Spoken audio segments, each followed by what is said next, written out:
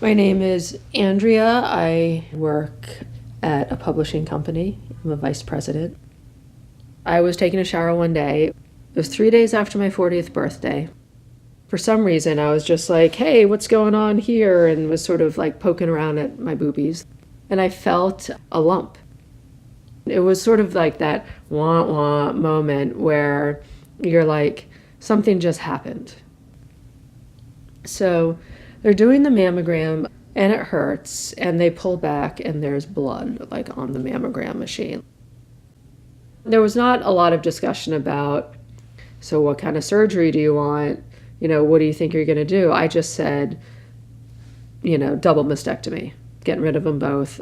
And everybody was totally on board with that. They found extra cancer during the surgery. And it turned out that they found cancer in my lymph nodes.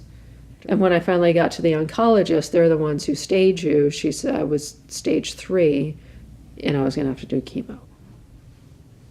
When the nurses give you the chemo treatments, they put on this sort of like nuclear suit.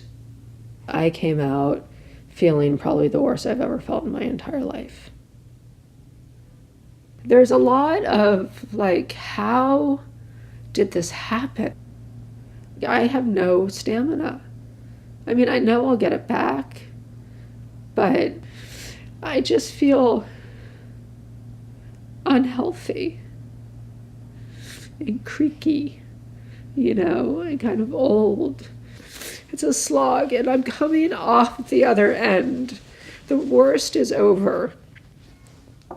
Sorry, knock on wood, as far as, my treatments, but I was saying to the nurse at one point, the adriamycin, the first drug, it's so bad that if I get cancer again, I'm not going to do chemo. I'm not going to do it. I can't do this again. And I know people have it worse than me. A lot of people do. I mean, I'm going to live through this, and I love my husband and I love my daughter and I have a good job. In general, I'm happy, but it is not a walk in the park, and I did not want to do it. I didn't want to do it. If you feel like it sucks, it's okay. Because I went through this with my husband. He was like, you need to snap out of this. You're not a victim. And that was really helpful to me. It really was, because I didn't want to wallow in it. But it does suck. And it's okay to recognize that it sucks. Like, that's okay. Like, my husband is allowed to react in his own way. He doesn't have to do it the way I need him to do.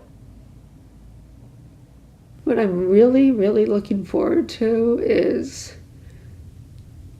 looking back at this when it's over, and this just being just a passage in my life. Remember that year I had cancer, and I was really tired, and chemo sucked. Remember back then,